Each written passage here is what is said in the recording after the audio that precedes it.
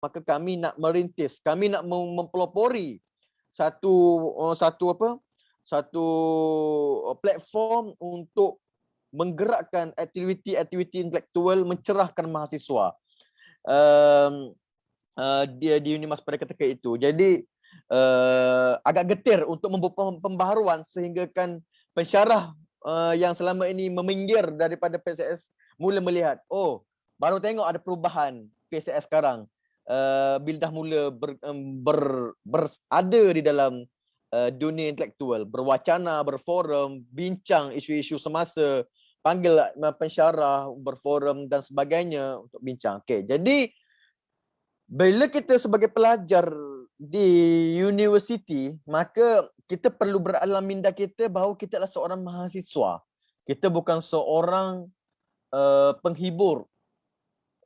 Walaupun kita berada di fakulti seni yang berada dalam dunia hiburan untuk melukis ataupun menyanyi, berlakon, tetapi perkara utama ialah intelektual kita harus tinggi. Bagaimana kalau kita bandingkan dengan pelakon-pelakon, penyanyi-penyanyi di negara barat yang mana mereka tidak sekadar menyanyi tetapi mereka ada intelektual. Kita bagi ambil contoh, siapa pernah tengok kan, biasa semua orang pernah tengok cerita Harry Potter. Pelakon yang bermain dengan watak Hermione itu, Emma Watson. Saya selalu menjadikan contoh Emma Watson sebagai seorang pelakon yang sangat versatile. Dia bukan sahaja seorang pelakon yang hebat, Harry Potter tu. Dalam Harry Potter dia pelakon seorang pelakon yang ada wanita yang cerdas, yang bijak. Malah di luar sekalipun dia seorang Emma Watson yang sangat cerdas, sangat bijak, yang bercakap di pentas PBB, United Nations, bercakap isu-isu gender, isu-isu kemanusiaan. Jadi dia seorang pelakon yang ada nilai intelektual yang tinggi untuk berbicara isu-isu kemanusiaan.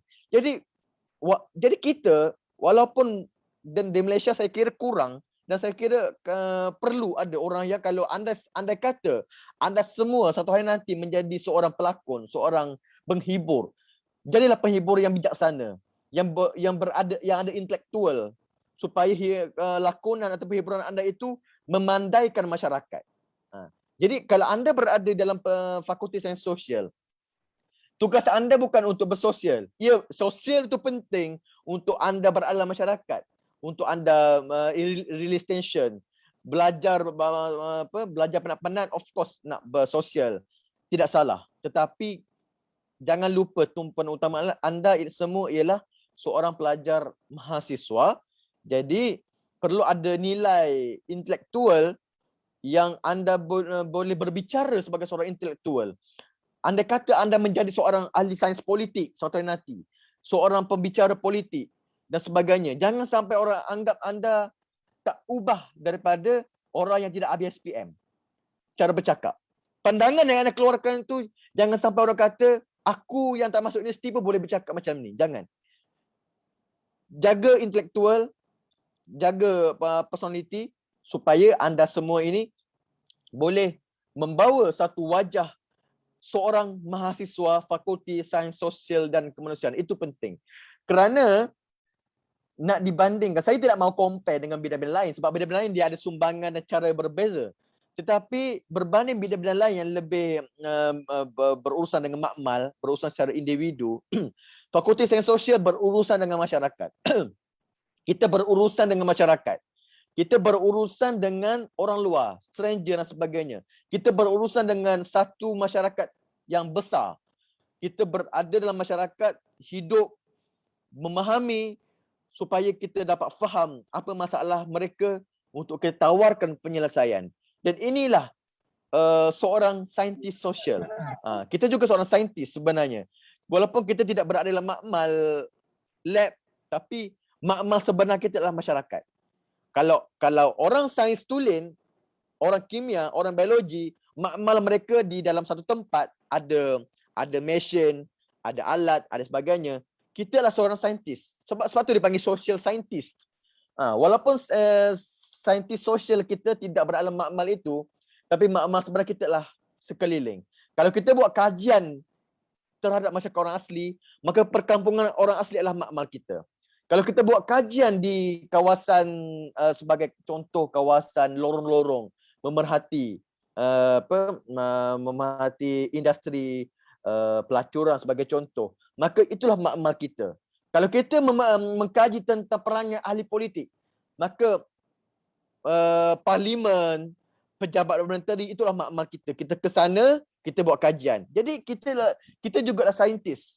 Kita dengan cara kita sendiri, kita ada metodologi. Sebab itu anda semua akan belajar subjek research metodologi. Ramai orang tak ambil serius tentang subjek ini. Kerana bagi mereka, oh buat apa kita belajar pasal kualitatif, kuantitatif, macam mana buat research. Tak. Research metodologi adalah center kepada segala yang anda belajar selama ini.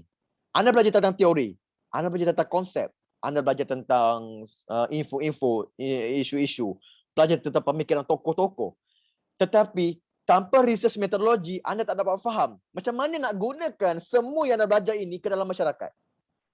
Jadi kalau nanti biasanya research metodologi dia ajar pada tahun ketiga ataupun tahun kedua biasanya. Saya tak sure lah macam mana sekarang. Pada zaman saya dulu dia ajar pada semester keempat, ujung tahun 2. Jadi research metodologi akan mengajar anda tentang bagaimana untuk menjadi seorang saintis sosial. Sebab itu pada zaman saya, kalau orang yang tak lulus research method, dia tak dapat nak proceed untuk buat FYP, final year project. Saya tak sure sekarang masih ada lagi final project. Tahu saya sekarang dia pecah dua kan. Ada final year project 1, ada final project 2. Dipecah separuh-separuh. Setahu saya lah. Saya tak sure macam mana sekarang. Jadi research metodologi nanti akan belajar tentang macam mana kaedah mengkaji. Jadi ambil serius. Jadi secara keseluruhan saya nak kata anda semua adalah mahasiswa yang berintelektual. Ada kata intelektual. Kalau anda bila anda ada intelektual, maka tampilkan diri anda sebagai seorang intelektual, bukan sebagai seorang yang tidak berpendidikan. Kerana pendidikan yang menjadikan anda lebih daripada orang lain. Macam saya kata pada awal-awal tadi, tidak semua orang ada kelebihan untuk masuk ke universiti.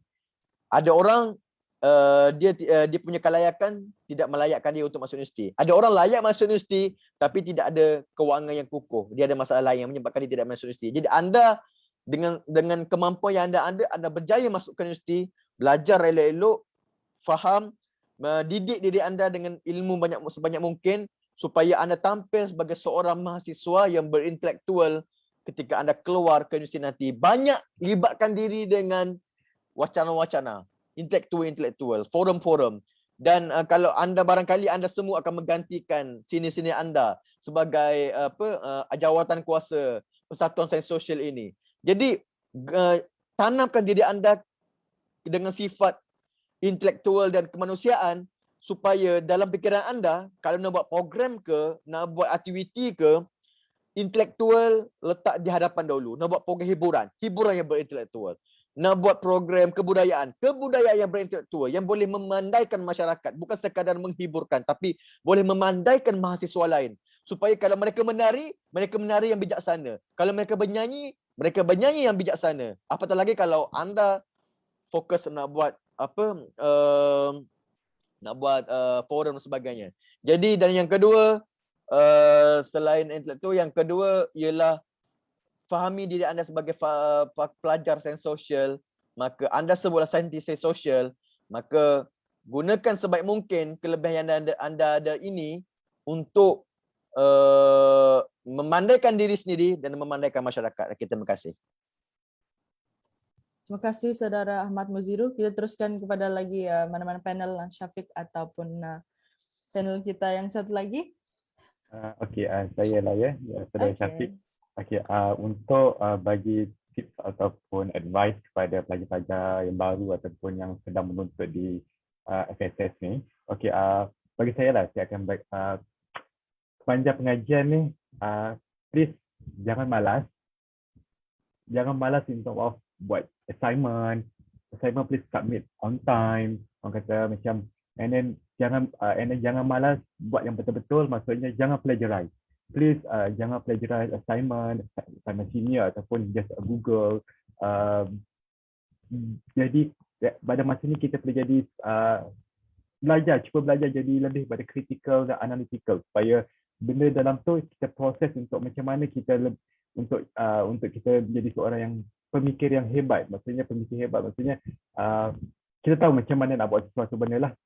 So jangan plagiarize, jangan malah, jangan skip kelas, especially bila time new normal ni kita banyak virtual kan. Walaupun banyak virtual, please don't skip class. But nanti once you fail, bila anda kenang balik bila dah 5 tahun, 10 tahun, anda akan rasa macam menyesal. Kenapa aku skip kelas dulu? Sebab aku rasa kalau aku tak skip kelas, mungkin aku lebih berjaya. Mungkin cuma itulah, jangan skip kelas, and then be active lah. Be active bukan hanya dari segi berpersatuan ataupun berprogram, kita join aktiviti larian ataupun jadi apa-apa yang dianjurkan oleh fakulti ataupun UC. Pada masa yang sama, be aktif dalam dari segi akademik, iaitu especially dalam kelas lah, presentation, discussion. Jangan rasa malu, jangan rasa macam aku ni tak pandai, kawan aku lebih pandai, so biarlah dibuat, so aku just follow je. So itu kita banyak yang akan berlaku. Banyak ramai-ramai kawan kita yang semasa belajar ni dia just follow je kita. Maksudnya dia tahu kita ni boleh buat, kita berani bercakap, kita boleh buat presentation, so kita boleh lead sebagai untuk assignment. So jangan buat macam tu. So be active lah, jangan be passive. Cuba yakinkan diri yang kita boleh buat dan kita mampu buat, walaupun pada masa tu kita ada buat salah, but there's a learning process. So adalah normal. So and then the next is macam ni je. Untuk fakulti FSSK untuk kajian komunikasi dah rasa dah tak ada dah dalam FSSK ni, sebab dia dah ke fakulti bahasa. Okey, tapi tak apa, sebab fakulti sains sosial ni macam saudara Muziru cakap tadi, sains sosial ni dia luas. Dia tak seperti fakulti lain ataupun program lain yang hanya menjurus kepada satu bidang saja. So, contoh saya tak kerjakan fakulti lain, ekonomi, FSDK for example, dia hanya fokus kepada satu bidang yang kita dah tahu diorang nak jadi apa di luar nanti. Tapi different dengan sains sosial dan kemanusiaan ni, sebab bidang sains sosial dan kemanusiaan ni luas. Sebab kita bukan hanya belajar mengenai apa itu, kita bukan hanya belajar mengenai orang, maksudnya kita bukan hanya belajar mengenai attitude orang, tapi kita belajar macam mana how the world is, how dunia sebenar sebenarnya. So untungnya menjadi salah seorang pelajar sains sosial ni, macam saya cakap lah, sebab apabila kita berada di luar nanti, so kita kebanyakan pelajar sains sosial ni sudah bersedia 100% daripada segi, bukan hanya dari segi mental ataupun akademik ataupun ilmu yang kita belajar, tapi physical dan semualah, kita maksudnya kita dah well prepared. FSS ni memang kebanyakan student ni well prepared, sebab kita ni bukan hanya belajar satu, sebab even satu semester pun kita belajar dalam subjek fakulti dan then subjek program. So kita belajar, so kita belajar lah, and then jangan tanamkan diri, last but not least, tanamkan diri yang saya nak belajar tu jangan pernah stop. Sebab macam saya tak pernah nak rasa macam nak stop nak belajar. So bila once sudah habis degree, saya rasa saya nak belajar lagi master. Bila dah master ni, saya rasa ilmu saya kurang. Saya tengok kawan saya dah berjaya, saya rasa saya nak berjaya macam diorang. So saya rasa kemampuan saya macam mana, so that's why saya nak belajar sambung lagi sampai ke peringkat sarjana Dr. Falsafah ni. Sebab saya rasa ilmu saya kurang, saya rasa macam saya tak dapat nak buktikan lagi kepada masyarakat ataupun kepada pelajar yang mana apa yang saya nak buktikan kepada mereka. Walaupun saya sudah dalam industri, saya sudah lama, so tapi ilmu saya pun dalam bidang akademik pun kurang. Jadi saya rasa nak cuba throw ke benda baru. Saya rasa macam saya tanamkan azam, saya ada goal, umur 30 saya sudah ada PhD, saya cakap. So insyaAllah mungkin next year saya dah tamat belajar. So saya setkan mind saya tak pernah nak stop untuk belajar. So please tanamkan rasa, jangan tanamkan dalam diri, so jangan pernah nak berhenti nak belajar lah. Jadi itu saja saya punya nasihat, dan selamatlah menempuh alam pembelajaran di Fakulti Sains Sosial ni, dan alam pekerjaan atau alam lari industri lah. Okey, terima kasih. Terima kasih Saudara Nashdik. Kita teruskan dengan panel seterusnya. Saudara Syafiq, silakan. Okay, baik, terima kasih kepada moderator Fanny. So saya dah cakap semua tadi, kalau perasan semua. Jadi saya tambah dalam 2-3 minit adalah untuk bagi galakan kepada rakan-rakan di tahun 1 ataupun PSSK sendiri. Perlu, tadi kawan-kawan saya sahabat-sahabat saya dah cakap banyak pasal belajar kan. Macam mana you nak belajar, survive dan sebagainya. Ini saya nak tambah sikit untuk perlu anda berpersatuan. Okay, dalam ada 300 pelajar tahun 1 contoh Fakulti Sains Sosial, start bermula daripada tahun 1 semester 1 ini anda perlu cari apakah platform yang bersesuaian dengan minat anda. Cari persatuan, pelbagai aktiviti, join. Kenapa? Ini adalah co-Q tau. Benda tambahan yang perlu anda cari, pengalaman yang perlu anda ada untuk persiapan diri anda ke keluar. Banyak sangat benefit dia sebab kita belajar dekat dalam kelas, kita akan dapat semua ilmu, knowledge. Tapi leadership skill, macam mana communication skill, apa benefit dia, macam mana you nak develop, aktiviti kemasyarakatan. Bagi saya setiap daripada pelajar Fakulti Sains Sosial, sekurangnya join program yang melibatkan masyarakat once sekali lah. Kalau betul-betul ulat buku sekalipun, at least you ada pengalaman tu, turun ke lapangan, tengok environment dan you ada modal untuk you jual. Sekarang ni saya bercerita kenapa perlu jadi masuk persatuan adalah untuk apa modal you yang you nak jual diri you dekat industri kat luar, dekat you punya boss, dekat company. Kalau dapat kerja dalam kerajaan sekalipun, apa expertise yang you ada selain belajar. Kalau belajar, yes, semua orang ada dah. You masuk dalam kerja, industri ataupun kerajaan, semua tu orang yang dah sama tara dengan you dah. Melainkan pakai kabel lain lah. So kalau pakai kabel itu cerita lain. Ini cerita yang sama dapat. So apa you punya nilai tambah yang ada you nak jual? Kita tak boleh nak sembang saja-saja kalau tak without pengalaman, experience kan. Sebab bila disuruh nanti you tak boleh nak buat. Bila dapat kerja pun sebulan you dah resign. Sebab apa? Masa interview you jual benda yang tipu. Jadi persatuan ni bagi saya secara personal adalah sangat membantu saya dalam menentukan, memberi semangat, keyakinan dan mendidik ataupun memberikan saya keterbukaan ataupun bersedia untuk tidak bersedia dalam industri. Persatuan ni sangat best walaupun pada hakikatnya ketika saya menjalani 3 tahun dalam universiti berpersatuan, macam-macam dugaan dan banyak kelemahan yang kita lakukan. Tapi ini adalah cabaran. You boleh face benda ni, perkara ni dalam universiti, insya-Allah you akan bersedia dalam industri. You boleh face. Kerja saya dulu hampir 2-3 jam, 4 jam setiap hari tidur. Lepas tu pergi kelas. Yes, saya admit ada yang terskip kelas dan sebagainya sebab terlampau lebih. Sebab tu tadi saya kata kena adjust. You kena fleksibel, pandai adjust. Benda yang penting adalah belajar. Tapi persatuan jangan tinggalkan itu. So, satu hari saya kerja dalam 12 jam, 13 jam, 14 jam. Kadang-kadang tidur kejap, lepas tu bangun. Dah train dah dalam universiti macam tu. Kejap meeting malam ni, kadang standby. Bila masuk universiti, masuk industri, saya bekerja dalam bidang apa pun, saya tak rasakan itu adalah satu beban secara peribadi. Itu yang saya rasa, benda ni, dulu aku pernah buat lagi berat apa. Contoh kan, ini simple, easy untuk aku buat, at least aku dapat apa yang aku nak. And then you boleh kurangkan, adjust. Itu saja yang saya nak kata. Ambil sebab 30 second, bila awak keluar, awak perasan tak rakan-rakan, you all perasan tak yang banyak orang yang aktif ataupun involved, yes, adalah mereka yang di kalangan orang yang aktif juga berpersatuan. Padahal ramai juga orang yang hebat-hebat yang silent. Sebab dia tak berpersatuan, tadi yang macam Muziru kata lah, untuk diri dia je, kaya-kaya semata, ilmu-ilmu semata. So kita tak nak lah kalau boleh meramaikan individu yang macam ni, kan. Ada pun sikit sebab kita nak encourage orang lain. Kita nak banyak benda lain. Kalau tak ada orang yang nak berkongsi ilmu, takkan kita nak dapat. So persatuan sangat penting.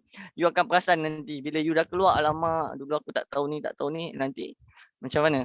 So kalau dapat, itulah kelebihan. InsyaAllah itu saja yang boleh saya kongsikan. Sekian, terima kasih.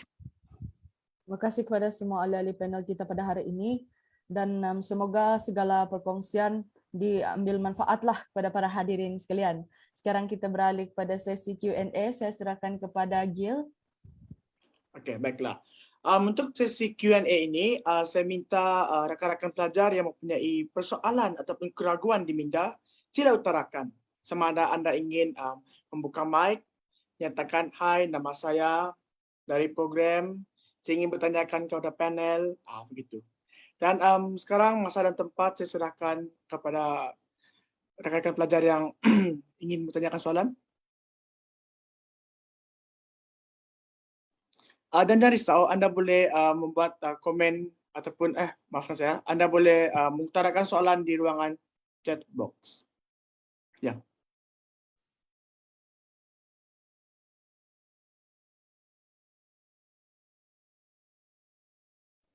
Okey, tak mengapa, mungkin rakan-rakan sekarang ni tengah berfikir, tak apa. Okey, saya ada soalan. Yang ni saya khususkan kepada panelis kita yang ketiga, iaitu Muhammad Syafiq.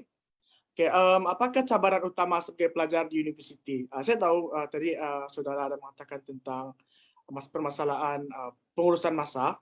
Mungkin boleh kelaskan lagi mungkin dari segi kawan ke ataupun cara pembelajaran betul ke? Okey, saya serahkan. Okay, terima kasih Gil.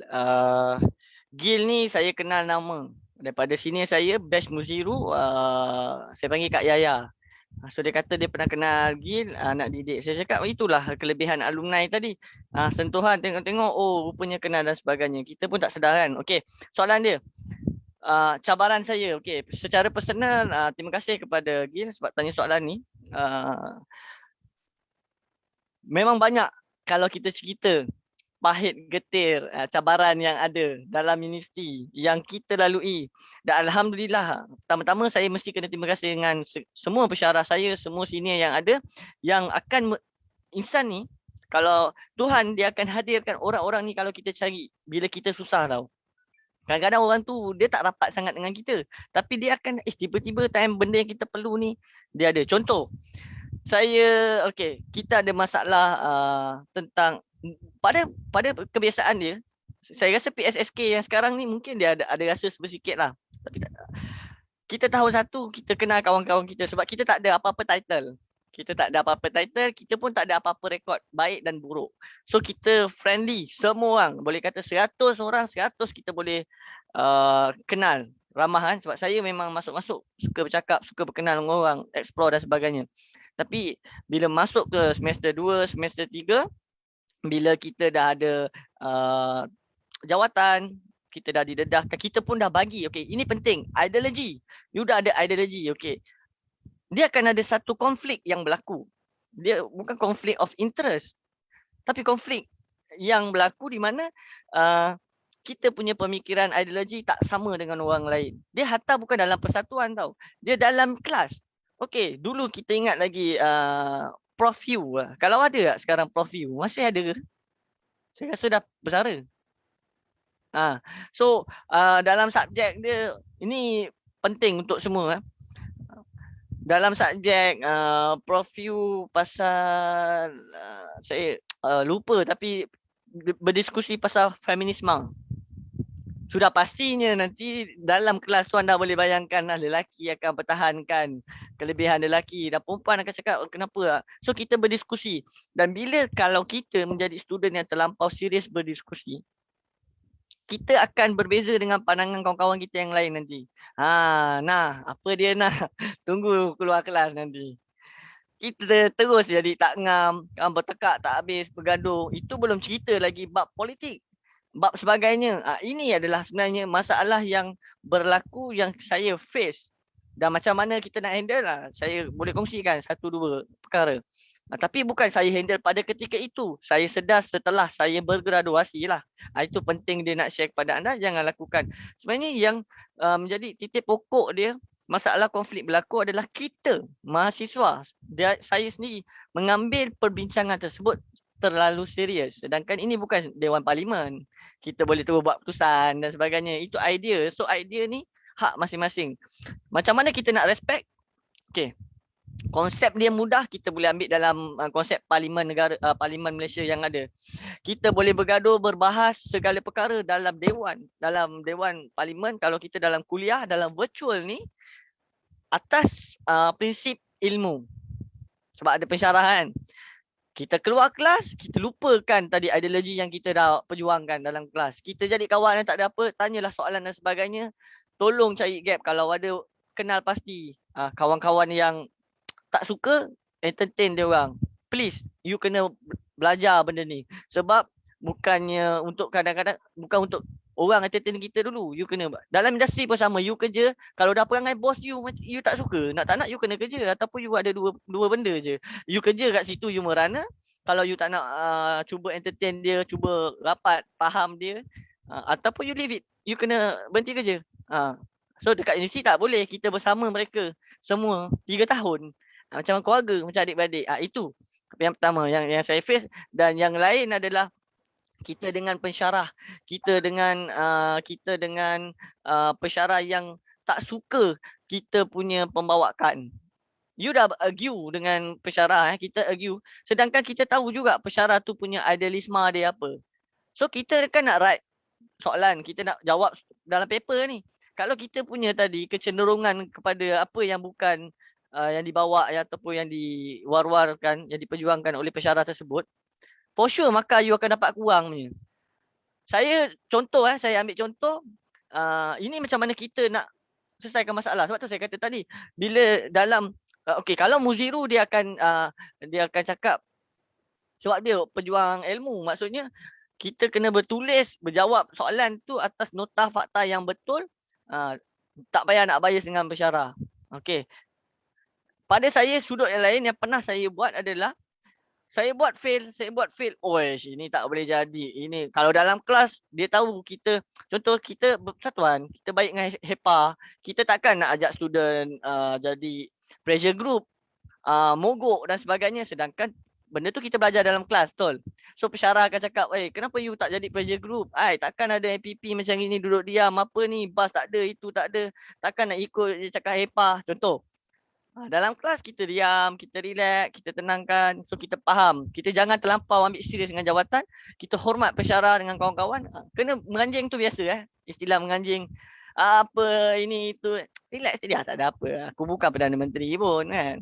Okey lah, relax dengar je. Boleh jawab, tak boleh dah. Tapi yang paling penting untuk you jawab soalan tu. Saya jawab apa yang dia minta. Dia suka kan, ikut contoh human rights. Human rights ada berapa poin? Tak silap saya ada 25 ke 30 poin. So apa yang pensyarah tu suka tekankan? Tentang hak kebebasan bersuara, tentang hak kebebasan persamaan wanita dan lelaki. Sedangkan saya ada berbeza sedikit dengan perkara tersebut. Saya jawab ikut apa yang dia suka, present. Kalau dalam present group tu, presentation saya antara speaker dia lah. Sebab preparation orang lain suka buat kan. Kita bentang, kita boleh dapat 18 per 20. Dan itu siapa orang dia? Kalau ada lagi, sekarang dah tak ada kot. Prof Andrew. Andrew area bukan main-main punya pensyarah, antara yang memang digeruni lah masa zaman kita. Tapi dia boleh bagi. Sebab apa, kecenderungan dia tadi. Jadi anda kena bijak. Dan lepas tu kita jadi kawan dah, Prof. I know you, Syafiq, apa semua dah tak ada isu. Sebab itulah hakikat yang berlaku dalam dunia kehidupan. So kita kena pandai manage, dan itu apa yang saya face. Dan saya tak, last sekali saya tak pernah kisah ambil hati pun apa yang kawan-kawan saya kata. Kalau tak saya tanya Muziru, dalam persatuan ke apa, kita pun ada banyak masalah dengan batch kita sendiri. Nasyrik pun ada tahu. Pada ketika itu ialah budak-budak tu kita kata fikiran tak matang. Anda kena jadi orang yang lebih matang daripada kami. Gaduh itu ini, padahal tak ada apa. Dulu boleh baik satu tim debat. Dulu sahabat saya ingat siapa? Nakiuddin Imran. Itu paling best speaker, tapi disebabkan persatuan, you ada jawatan, you berbeza ideologi, and then benda tu semua gone. Yang ini jangan buat, tolong. Sedangkan kalau gabung orang-orang macam ni semua ni, kita boleh jadi orang yang best lah. Itu saya punya perkongsian apa yang saya face. Ini reality. Saya tak pastilah yang panel yang lain. Okay, Gil. Terima kasih. Okay, terima kasih atas pandangan daripada panelis kita yang ketiga. Dan saya buka lagi kepada mana-mana rakan pelajar yang ingin bertanyakan soalan. Masa dan ruang saya berikan.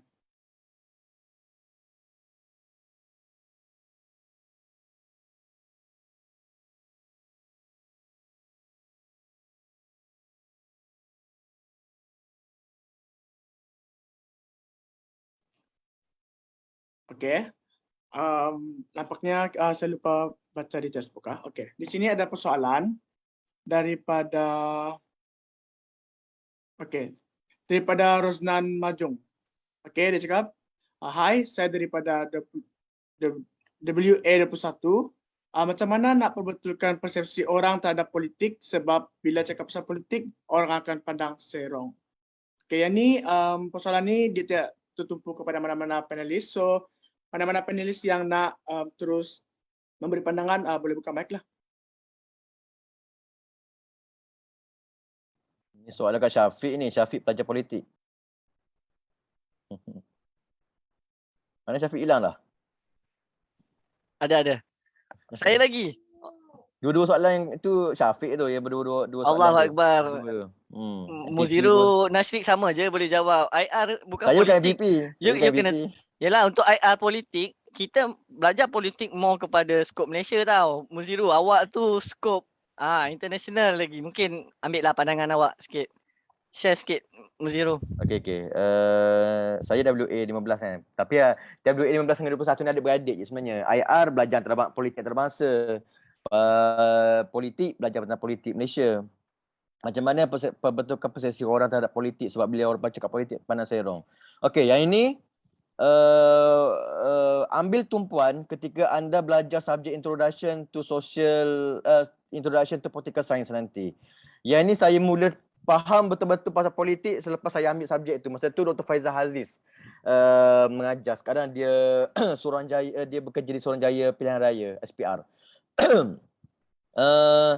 Bila belajar political science nanti, subjek intro to political science, anda akan faham politik itu bukan apa yang berada di pejabat parlimen ataupun yang berada di Putrajaya kerajaan ataupun yang bergaduh sebagainya, tapi politik satu skop yang luas. Ketika anda buat assignment nanti anda diberi tugasan untuk cover isu-isu politik dan anda boleh juga cover isu mesyuarat PIBG pun politik. Ada juga berada di apa-apa conference pun politik. Yang menjadi politik tu apa? Politik secara asasnya, ini basic definition lah. Tak nak bincang benda besar lah. Secara asasnya ialah perkara yang melibatkan dua benda. Pertama, mempengaruhi ke orang lain dan yang kedua, pembuatan keputusan. Jadi contoh mesyuarat, macam dalam mesyuarat. Anda dalam mesyuarat, sudah tentu mesyuarat akan bincang tentang apa yang nak diputuskan dalam mesyuarat tersebut. Mesyuarat PIBG, apa yang nak dibuat dalam sistem sekolah. Jadi mesyuarat bincang benda itu, dia dah melibatkan pembuatan keputusan.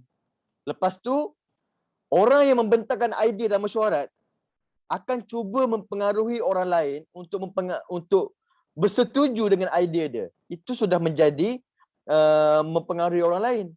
Sebab itu politik adalah perkara yang melibatkan membuat keputusan dan melibatkan mempengaruhi orang lain. Jadi bila sebut politik, kita jangan faham politik dalam skop yang kecil. Sebab itu penting intelektualiti mahasiswa. Bila kita tercerah, kita akan faham politik dalam skop yang sangat luas. Jadi bila kita faham skop yang sangat luas, kita boleh fahamkan orang lain bahawa politik tidak semata-mata apa yang berada di Putrajaya, apa yang berada di parlimen. Dan dalam masa yang sama,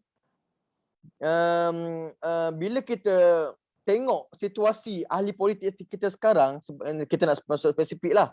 Bila nak bincang politik sekarang, kita sebagai orang yang tercerah, maka kita faham apa moral kita, apa guideline kita. Maka kita kena fahamkan orang bahawasanya politik yang tidak sepatutnya apa yang kita lihat hari ini. Tapi kita generasi muda, kelak barangkali antara kita ni akan menjadi seorang ahli politik, kita yang akan membawa perubahan kepada situasi yang ada. Kalau kita tengok politik tu kotor, maka kita datang sebagai generasi Z, suatu hari nanti akan jadi ahli politik, kita yang akan membersihkan politik tersebut. Jadi kalau kita tidak faham politik itu bagaimana secara moralnya, secara etikanya, maka kelak satu hari nanti kita akan terjerumus ke dalam sistem politik yang kotor. Contoh orang kata kan, masuk politik confirm akan terlibat dengan rasuah. Jadi adakah kita satu hari nanti nak biarkan diri kita terlibat dengan rasuah? Jadi kalau kalau kita ahli politik, kita orang sekarang ini belajar politik dengan betul, kelak satu hari nanti kita akan bawa perubahan. Itu yang kita nak mahukan.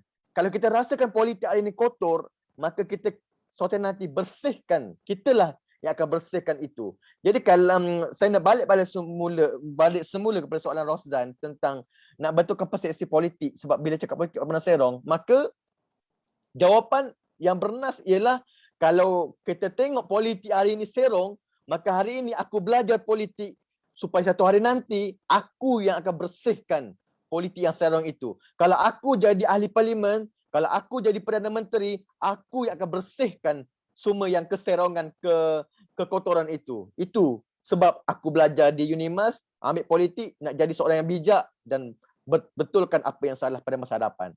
Okey, tu. Saya nak tambah sikit je, maksudnya ringkas daripada Mak Muziri tadi.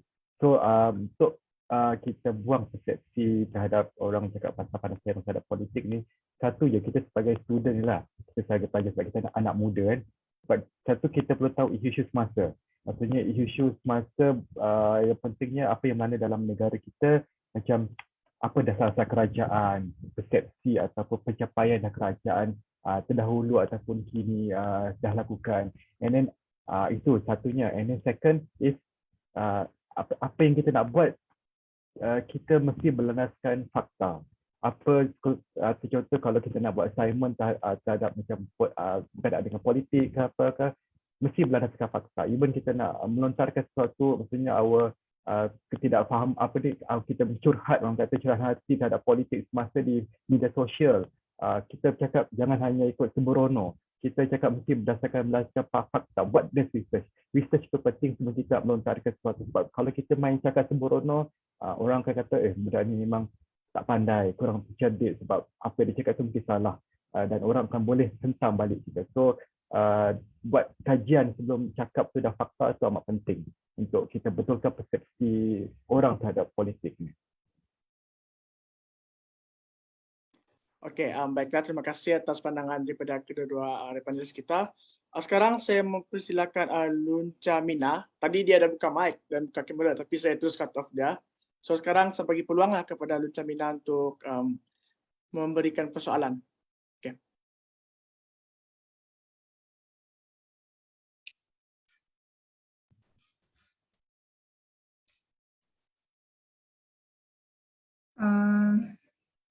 Halo, salam sejahtera.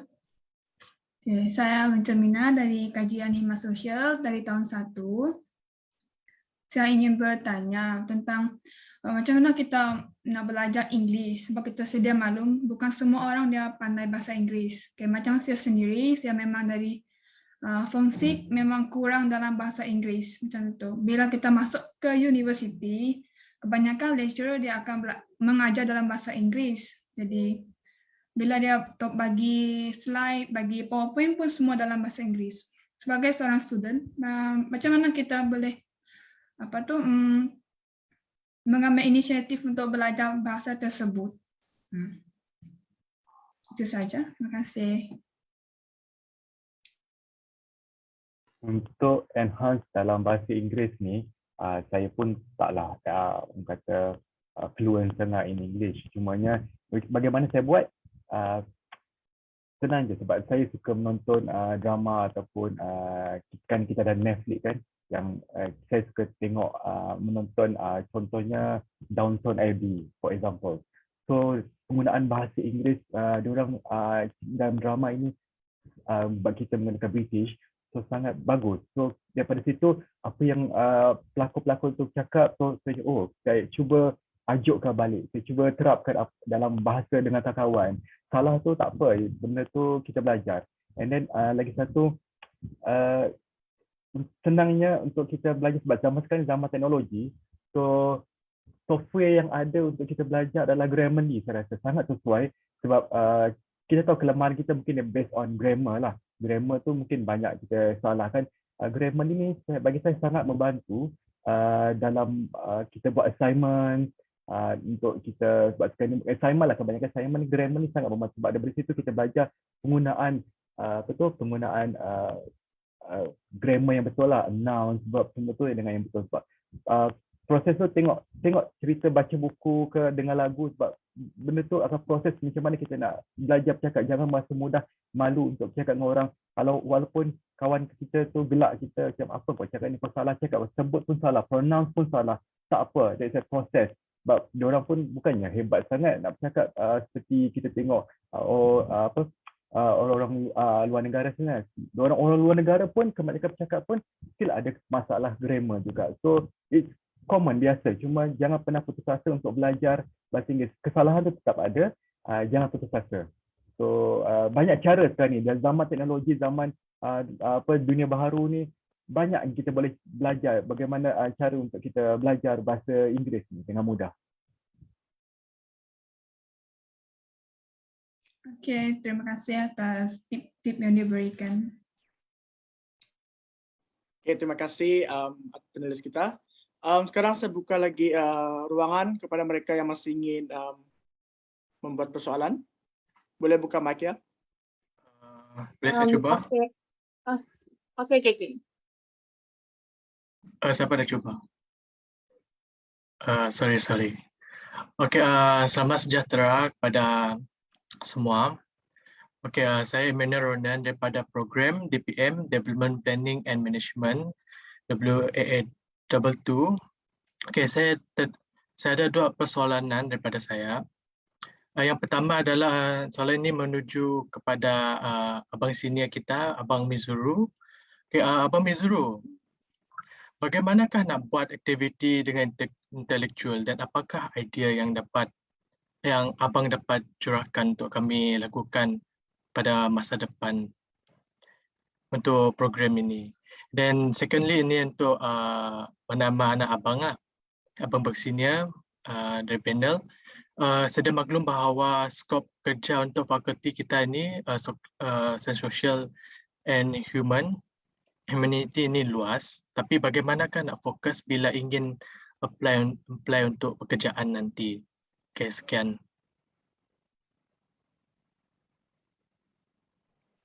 Okay. Bagaimana nak buat intelektual? Okay, benda ni simple. Pertama, jangan bataskan diri anda dengan persatuan. Maksud saya, jangan kerana nak persatuan baru fikir nak buat intelektual. Saya dulu bermula macam ni. Pertama, saya bermula dalam kelas. Tapi itu adalah kelebihan saya lah pada ketika itu. Kerana pada ketika itu ada subjek TITAS, Tamadun Islam dan Tanda Asia Tenggara. Kelas 2 jam. Selalunya kelas 1 jam pertama dah habis. Bila 1 jam pertama dah habis, dia ada baki 1 jam lagi. Tapi nak keluar kelas awal tak boleh. Lecturer tak boleh benarkan kelas keluar awal. Kalau kurang daripada 1,5 jam sebelum waktu berakhir. Jadi saya minta lecturer pada waktu itu Puan Dayang Haji Rayati. Puan Dayang, kita ada bagi 1 jam, daripada tak buat apa-apa, nak tak kalau saya anjurkan satu simple forum, panggil student lain, kawan-kawan, 2-3 orang duduk datang depan bercakap, bagi isu. Okey, hari ini, minggu ni kita akan bercakap isu apa? Contoh kelas hari ini kita belajar tentang ketamadunan Islam. Jadi forum tersebut akan bincang tentang ketamadunan Islam. Jadi setiap minggu saya akan propose macam tu sebab memang waktu tu kelas habis awal. Okey, itu kalau dalam kelas lah. Tapi untuk di luar kelas, saya memang buat satu discussion group, reading group. Saya panggil kawan-kawan terdekat, tapi buat promo, siapa nak join datang aja. Lepak contoh di KAIS. Masa tu di KAIS tu library ataupun lepak di kafe dan sebagainya. Satu meja kita bincang, bedah buku ke sebagainya. Itu inisiatif sendiri tau. Kita nak berbangkitkan intellectuality tu. Kita buat kecil-kecilan dan buat hebahan. Jadi orang akan datang makin ramai sebab makin lama makin tengok orang nak join ataupun nak bedah isu-isu semasa. Contoh hari ini isu semasa kita contoh kan Taliban sebagai contoh. Jadi kita buat duduk setempat dengan 5-6 orang kawan-kawan kita bincang isu Taliban. Panggil geng-geng lain untuk join sekali kalau dia orang free. Dan benda-benda ni akan lama mengembangkan benda-benda macam tu sebab perubahan, okey saya nak bincang secara besar lah. Perubahan dunia bermula daripada discussion kecil-kecil. Kalau contoh revolusi di Indonesia ataupun Rusia, mereka bermula daripada skop yang kecil. 2-3 orang bincang, duduk bincang benda-benda serius isu dan makin lama makin besar, makin lama makin besar. Dan begitu juga universiti. Bermula daripada kecil-kecilan dan makin lama makin merebak dan benda itu akan jadi satu budaya mahasiswa untuk buat. Jadi nanti akan datang pihak lain pula akan buat benda yang sama. So bila ada 5-6 kelompok berbeza buat benda macam tu, semua benda tu akan jadi besar. So bermula daripada kecil ada inisiatif. Tapi untuk online macam ni, barangkali kalian boleh initiate sendiri. Buat grup Google Meet sebagai contoh, panggil 5 orang kawan-kawan kawan-kawan sekelas, 5 orang untuk buat perbincangan dan buat hebahan. Kalau jemput kawan-kawan lain untuk join sekali. So benda-benda tu akan boleh buat. Jangan rasa macam kita tak boleh jumpa kawan-kawan, tak. Sekarang kan online. Ada Google Meet free. Google Meet free, Skype free. Jadi boleh buat perkumpulan macam tu. Itulah. Lepas tu soalan kedua tu tentang macam mana nak apply. Okey, pertama kita perlu faham bahawa walaupun kalian daripada Kajian Antarabangsa, walaupun kalian daripada khidmat sosial, tapi dalam degree nanti kalian yang akan tulis dalam sijil kalian ialah sarjana muda sains sosial dengan kepujian. Dalam bracket itulah meja kalian. Kalau dalam kajian antarabangsa, dalam bracket kajian antarabangsa. Kalau komunikasi, dalam bracket komunikasi. Jadi sijil utama ialah sarjana muda sains sosial dengan kepujian. Bila sebut sains sosial dengan kepujian, maksudnya kalau anda mahu kerja di luar nanti, anda akan dilihat sebagai seorang pelajar sains sosial. Dengan meja, dengan kepakaran, ialah kajian antarabangsa, khidmat sosial. Okey. Jadi bila sebut sains sosial, bila anda mahu kerja nanti, anda akan banyak luas. Sebab bila sebut sains sosial, anda boleh pergi semua sektor untuk mahu kerja. Sebab sains sosial adalah satu benda yang sangat luas. Jadi anda boleh pergi mana-mana pun, bawa sijil itu sains sosial. Jadi anda akan masuk banyak bidang lah yang melibatkan sains sosial ni.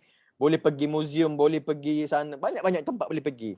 Cumanya kepakaran utama anda adalah bidang yang anda belajar. Kajian antarabangsa ataupun mungkin khidmat sosial. Jadi bila anda apply nanti, anda akan tengok skop kerja. Bekerja lebih mudah daripada belajar. Itu jaminan saya. Cumanya bekerja itu susahnya kalau anda sibuk. Banyak kerja nak kena buat, itu sibuk dan itu susah lah. Tapi bekerja, kalau nak dilibatkan apa semua yang anda hadapi hari ini, belajar memang susah. Masuk kerja senang, nak apply. Sebab daripada 100% anda belajar, barangkali 10% saja anda akan apply dalam pekerjaan.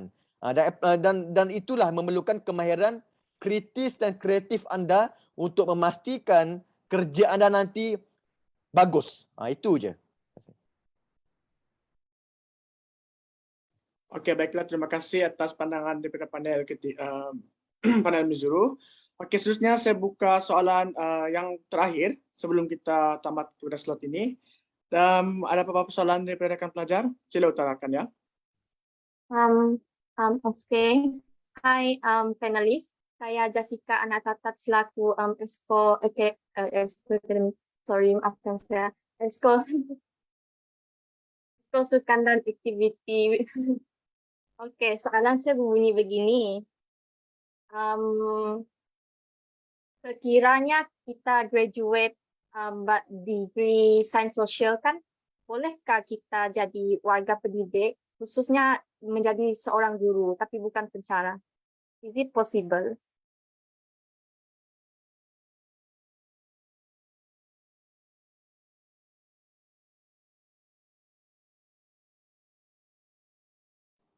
Nak saya jawab ke? Panel lain, Nashrid ke? Syafiq?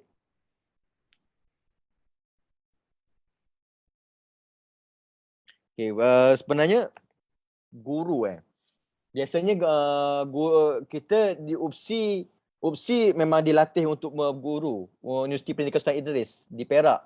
Yang itu mereka memang mereka memang masuk universiti latihan ni untuk jadi guru. Dan mereka macam maktab lah. Kalau kita IPG kan Institut Perguruan, itu IPG dan untuk peringkat universiti ada UPSI. So mereka memang fokus pada guru. Cumanya untuk pelajar daripada universiti lain yang bukan mengambil pengkhususan pendidikan, benda ini dia bergantung kepada peluang sebenarnya. Sebab okey, saya cerita ini spesifik di Sarawak lah. Sebab Sarawak dia ada projek guru interim.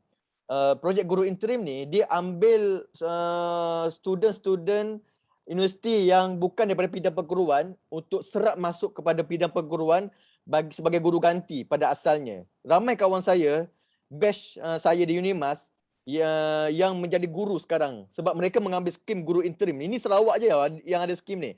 Mereka mengambil skim guru interim, jadi mereka mengajar, tapi dalam masa yang sama mereka perlu buat diploma perguruan dalam ketika jadi guru tersebut.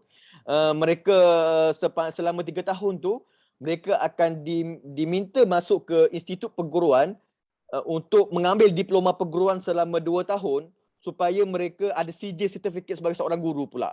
Jadi untuk guru interim ni mereka diberi ijazah bukan turun kepada diploma, tapi perkhususan diploma perguruan untuk sijil mengajar tu sendiri. Dan guru interim ni lepas itu dia akan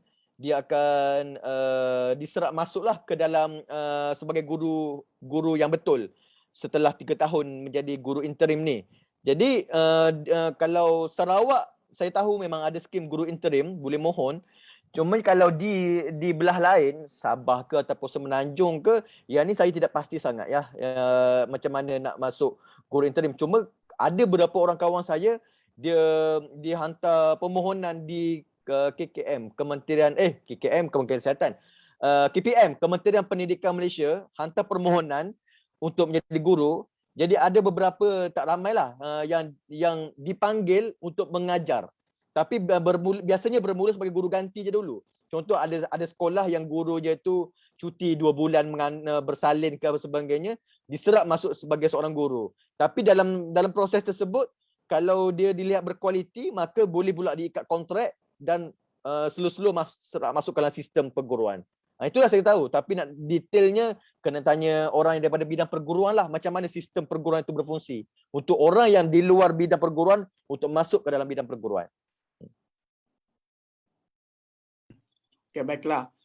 Terima kasih. Terima kasih atas pandangan daripada panel kita yang kedua, iaitu Mizuru. Dan disebabkan masa sangat mencemburui kita, maka oleh itu saya terpaksa tutup sesi Q&A. Baiklah, sebelum kita mengakhiri slot kita pada hari ini, saya ingin menjemput semua hadirin sekalian untuk membuka kamera bagi sesi fotografi. Jadi persilakan semua hadirin boleh buka kamera untuk sesi bergambar dan saya serahkan kepada Esko Media. Ya.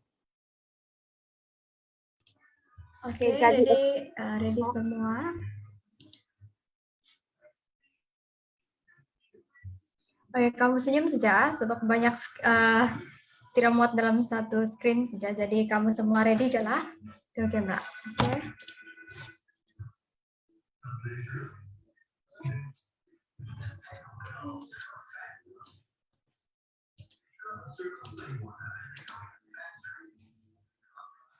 Oke, 3, 2, 1.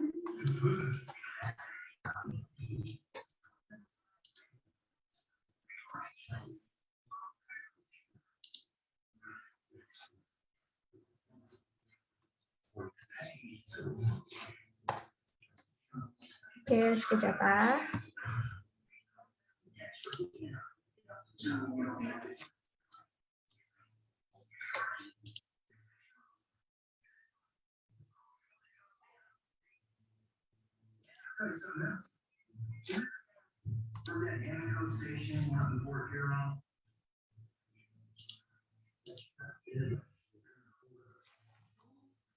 Oke, done. Thank you. Terima kasih atas tindakan oleh Exco Media sebentar tadi. Dengan itu selesailah sudah slot sembang santai kita pada hari ini. Pihak FSSK dan pihak PSSK ingin mengucapkan jutaan terima kasih kepada semua alumni atas sudi meluangkan masa bersama-sama kita pada hari ini. Kami memohon maaf jika sepanjang slot ini ada tersilap kata ataupun terkasar bahasa. Sesungguhnya yang baik itu datang daripada Tuhan dan yang buruk itu datang dari kelemahan diri kami sendiri. Sekian, terima kasih. Salam sejahtera dan salam Uni Masku sayang. Sampai berjumpa lagi kita di slot yang seterusnya. Kembali kepada MC kita, Safira. Okey, terima kasih kepada moderator dan alumni yang telah sudi berkongsi tentang perkongsian yang mereka pernah alami di Unimas dan juga di luar, iaitu berkenaan dengan skop pekerjaan yang mereka jalankan sekarang. Di dalam chat box, alumni kita telah memberikan nama FB dan nombor WhatsApp beliau. Okey.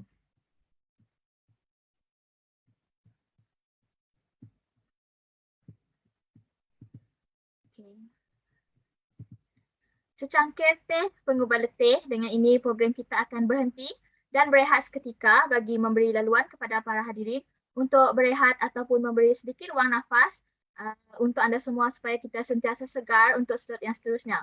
Diharap agar para pelajar untuk menghadirkan diri semula sebelum jam 2 petang ini kerana kita akan ada slot bersama dengan program masing-masing. Untuk makluman, QR code pada kali ini tidak akan dipaparkan kerana kita akan memaparkan QR code pada penghujung majlis pada petang nanti.